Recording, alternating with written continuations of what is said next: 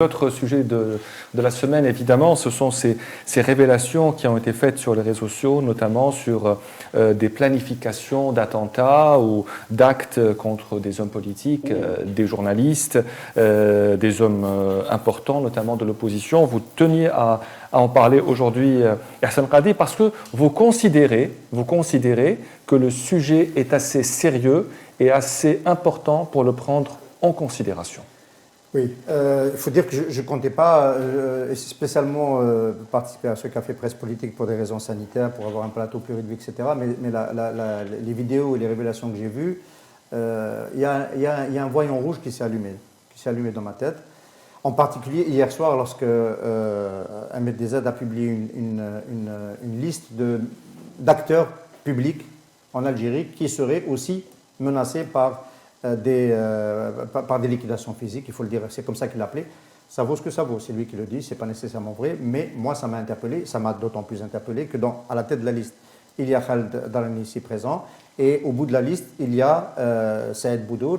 Les deux ont une relation professionnelle avec Radio M. Saïd Boudour est en CDI et Khaled Darani anime l'émission principale de Radio M, et ça peut pas me laisser indifférent. Donc j'ai tenu à venir en parler ici. J'ai tenu à venir en parler ici parce qu'il y a un document sonore qui est sorti.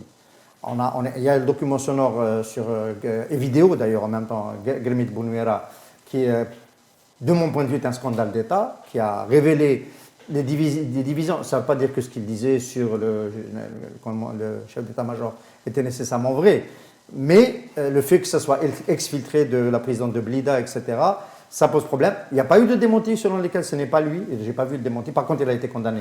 Et c'est choquant à la peine capitale.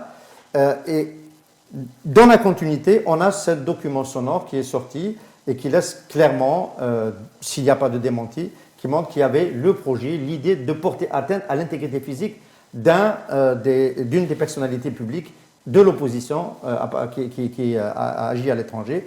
En l'occurrence, notre confrère, Hicham Aboud. Là aussi, Hicham Aboud, on peut ne pas être d'accord. Il y a 26 ans, il a quitté l'armée. Il est journaliste à sa façon, mais nous partageons une certaine approche de ce métier, notamment le volet de lanceur d'alerte. On peut ne pas être d'accord sur le reste.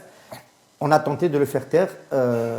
Est-ce qu'on le liquide en physiquement, etc. Mais ce qui est dangereux dans ce qui vient de se passer, c'est qu'il y a l'interférence. C'est qu'il y a cette idée. Moi, je ne veux plus écarter le pire. C'est-à-dire qu'on ne se rend pas compte. Hein. Depuis le début de ce CPP, on ne se rend pas compte. On n'a évoqué que des dossiers noirs. Enfin, tu voulais trouver quelque chose de réjouissant dans le fait que l'UCP n'ait pas été dissous, je veux bien, ou suspendu. Suspendu, oui, je veux être précis. Je veux bien, mais tout le reste, on a fini avec la grève de la faim. Il peut y avoir des dégâts. Il peut y avoir des dégâts. On est dans un scénario qui s'obscurcit de semaine en semaine.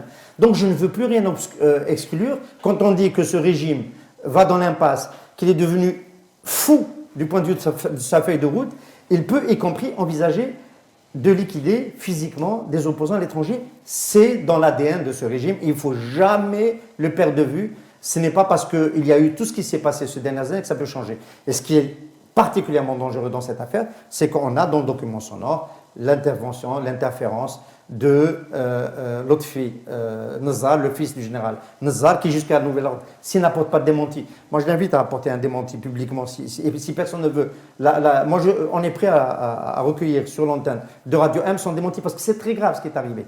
Il pilote une opération, passage à tabac, assassinat, enlèvement, on ne sait pas ce que c'est, mais c'est un mauvais coup qui était préparé contre Hicham Aboud.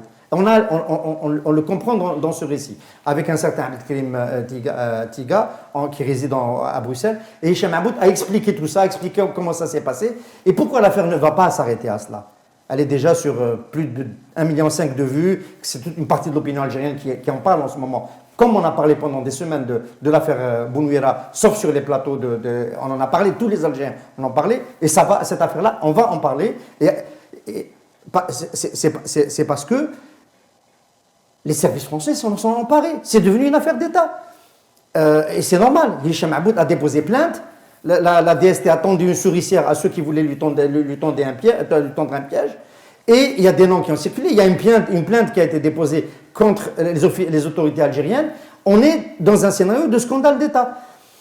Est-ce que le régime algérien est devenu suffisamment fou pour renouer avec les liquidations physiques dont on espérait et pensait qu'elles étaient terminées. Je mets en parenthèse la période des années 90.